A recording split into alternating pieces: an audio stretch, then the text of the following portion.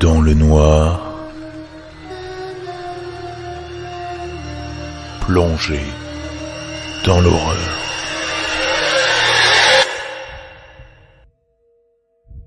Le soir tombe tôt à cette époque de l'année. En quelques heures à peine, la pénombre s'installe, accompagnée immanquablement du froid mordant de novembre. La classe est finie depuis plus d'une heure. L'école s'apprête à fermer ses portes et les derniers parents viennent de récupérer leurs enfants. Il ne reste que le garçon frêle, emmitouflé dans son manteau épais, assis sur un banc, sa jambe battant nerveusement sur le sol. Sa mère l'élève seule, travaille beaucoup, et une fois de plus, elle est en retard. Le professeur sait qu'il fait déjà bien trop sombre pour laisser le garçon emprunter la petite route qui mène chez lui sans l'accompagner, surtout au vu des faits divers sordides de ces derniers mois. Il met un point d'honneur à tempérer la paranoïa qui se généralise dans son village, mais ne peut se résoudre à laisser le garçon marcher seul en bordure de forêt par cette soirée brumeuse. Le taux de criminalité, d'habitude très bas dans la région, a explosé cette année. Les autorités locales, peu coutumières de ce genre de drame, sont démunies face aux meurtres excessivement violents qui se multiplient. D'un commun accord, tous ont décidé qu'il était sage d'instaurer un couvre-feu, mais aussi que tous les enfants en dessous d'un certain âge devraient obligatoirement être accompagnés chez eux après les cours. Un climat de tension permanent règne donc, propice à la naissance de légendes urbaines par dizaines colportées aussi bien dans les cours d'école que dans les bureaux. La crainte, décuplant les soupçons, la méfiance s'empare de tout le monde. Le croque-mitaine s'est insidieusement introduit dans leur vie et gagne une emprise de plus en plus grande à mesure qu'il attise la peur. Le professeur décide donc d'appeler la mère afin de la prévenir qu'il se charge d'amener son fils jusque chez lui. Puis il quitte l'école et s'engage sur la petite route brumeuse. Un silence hivernal oppressant y règne. Les alentours sont très calmes, hormis quelques cris d'oiseaux perdus dans la masse dense des conifères. Des bourrasques soudaines secouent les arbres et leur fouettent le visage, les obligeant à baisser la tête. Ils avancent, côte à côte, sans bruit, bien trop lentement au goût du professeur qui commence à s'impatienter. Cette soirée, glaciale, passée sur une petite route isolée, est interminable. Mais il ne peut se résoudre à brusquer le garçon. Le son d'une voiture qui approche le sort de ses pensées. Les lampadaires sont rares sur cette portion du chemin. Il demande donc au garçon de s'éloigner le plus possible de la route. La petite citadine rouge met une éternité à arriver à leur hauteur. Les dépasse sans ralentir et les laisse de nouveau seuls. Il faut le passage du véhicule pour que le professeur relève la tête et s'aperçoive qu'il fait désormais nuit. On ne distingue plus, à leur gauche, que la première rangée d'arbres d'une épaisse forêt aux profondeurs insondables.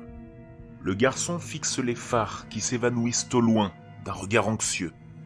Il avance maladroitement sur la chaussée cabossée, tournant brusquement la tête au moindre bruissement provenant des bois. Le professeur sent lui aussi une boule grossir tout doucement au creux de ses entrailles. Probablement un sentiment naturel de méfiance à l'égard des forêts sombres, froides et désertiques. Il presse le pas. Le petit pont qui sépare la route de la ville est à 100 de mètres à peine, perdu dans la brume. Le vent s'est calmé, mais le professeur marche toujours à un rythme soutenu, impatient d'en finir et de se glisser sous ses draps. Il note soudain l'absence du garçon à sa gauche et la panique l'envahit. Il fait volte-face, le souffle court, la peur lui brûlant le ventre pour voir l'enfant figé quelques mètres derrière lui, les poings serrés. Le professeur le rattrape en trottinant et le saisit doucement par l'épaule, désormais franchement irrité. La colère qui pointe en lui est balayée en un instant lorsqu'il aperçoit la silhouette au contour trouble qui se dessine dans le brouillard. Quelqu'un les suit. Une distance suffisamment courte les sépare de la forme chimérique pour l'entendre avancer dans ce silence rarement troublé. Et pourtant, ni le professeur ni l'enfant n'ont perçu le moindre bruit de pas. Tous deux s'immobilisent, crispés, tandis qu'elle approche et que ses traits se précisent. Quelques enjambées de plus suffisent pour voir qu'il s'agit d'une jeune femme. Le professeur perçoit un léger murmure, étouffé par la grande écharpe noire qu'elle porte autour du cou et qui recouvre totalement sa bouche. Elle avance d'un pas régulier, étrangement imperceptible, et fixe, sans ciller, le professeur. Il incline poliment la tête pour la saluer, mais sa tentative d'échange échoue. Elle avance toujours, sans cligner des yeux, imperturbable. Le murmure se fait de plus en plus proche, mais il ne parvient pas à distinguer ce que dit la femme. Elle semble minauder, d'une voix légèrement grinçante, comme si elle était enrouée. De petits bruits de salive ponctuent ces murmures indistincts, et, plus elle s'approche, plus elle semble plonger les alentours dans un silence lugubre. Figés dans une posture absurde, tous deux sont sous l'emprise de cette créature à la fois gracieuse et insidieusement menaçante. Elle est maintenant suffisamment proche pour que sa grande beauté frappe le professeur.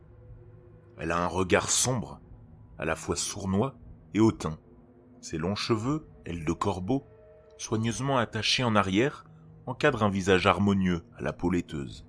« Suis-je jolie » demande-t-elle d'une voix légèrement plus forte. Grasse, sa bouche comme remplie d'un liquide poisseux. Un silence terrible de ceux qui font perdre l'esprit les entoure désormais. Le monde observe la scène en retenant son souffle.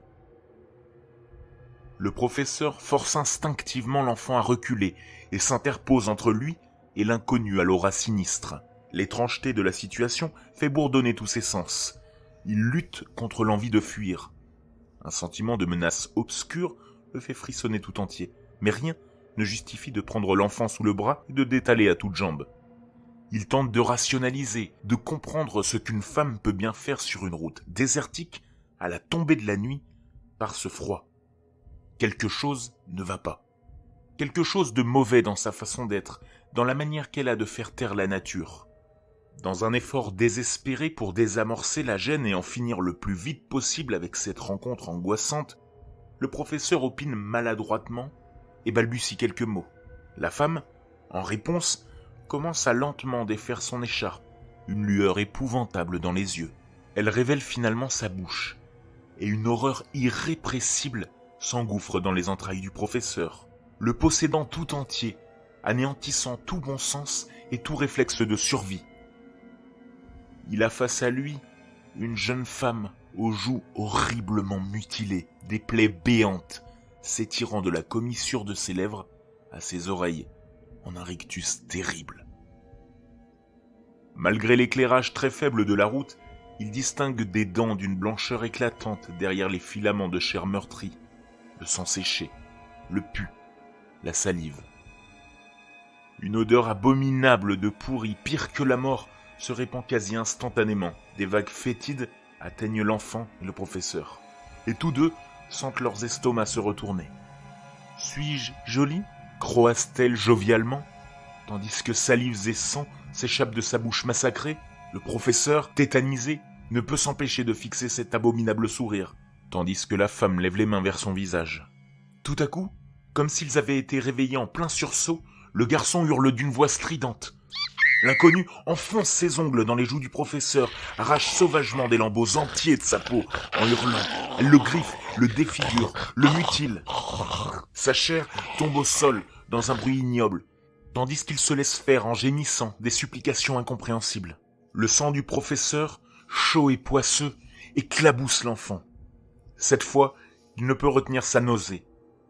Il déverse son goûter au sol, pendant que son professeur tombe à genoux, le visage méconnaissable.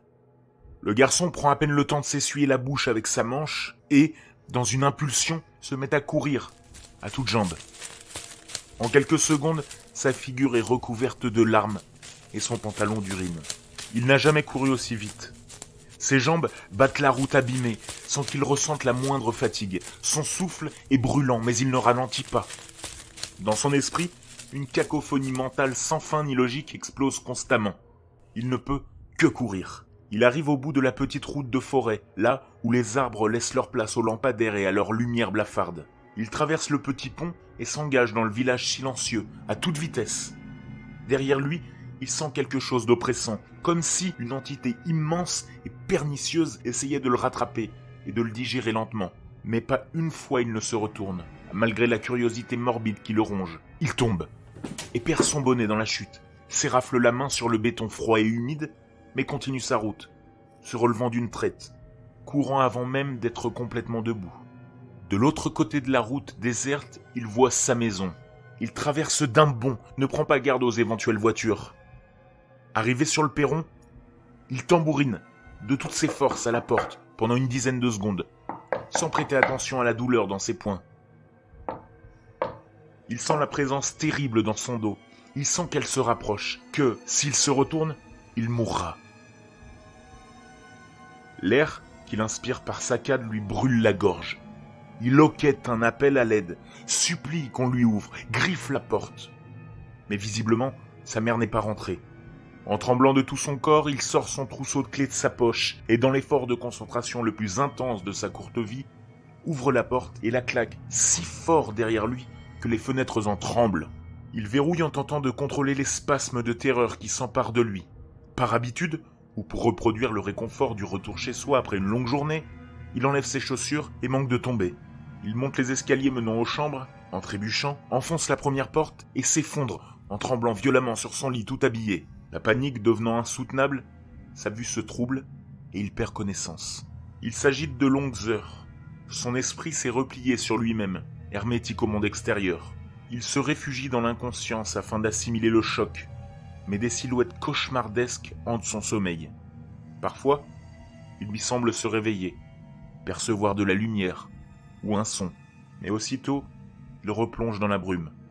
Il croit entendre sa mère lui parler, loin, très loin, mais il n'a pas la force de formuler le moindre mot, de refaire surface. Elle s'est probablement penchée sur lui, inquiète. Peut-être même l'a-t-elle embrassé délicatement. Puis, plus un bruit. Elle a sûrement quitté la chambre. Lorsqu'il reprend connaissance, il est bordé sous ses draps. Ses vêtements ont disparu et il porte un pyjama propre. Il se redresse avec difficulté et subitement ressent les courbatures provoquées par sa course effrénée. Son esprit fait le lien. Tout lui revient, comme un seau d'eau glacée qu'on lui aurait jeté au visage pour le réveiller. La terreur est atténuée par l'environnement familier et surtout par les preuves rassurantes du passage de sa mère. Mais elle n'en reste pas moins viscérale. Il fait nuit noire dehors. Et il sait que les grandes ombres projetées dans sa chambre par le lampadaire à sa fenêtre ne seront plus jamais familières. Il se met à pleurer, doucement, de peur, mais aussi de fatigue. Il n'aura plus jamais la force de quitter l'agréable chaleur de ses draps, plus le courage de fermer les yeux, ou de dormir sans veilleuse. De peur d'être happé par ce qui se tapit dans l'obscurité.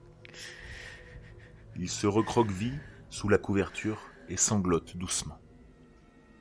Quelques secondes plus tard, sa mère pousse délicatement la porte de sa chambre, sans doute parce qu'elle a entendu ses pleurs. À peine sort-il de son fort de couverture qu'un haut-le-cœur violent le secoue, mélange de dégoût et de terreur. L'odeur putride, insoutenable qui emplit la pièce n'est pas celle de sa mère. La voix gutturale résonne alors dans un silence glaçant. « Suis-je jolie ?»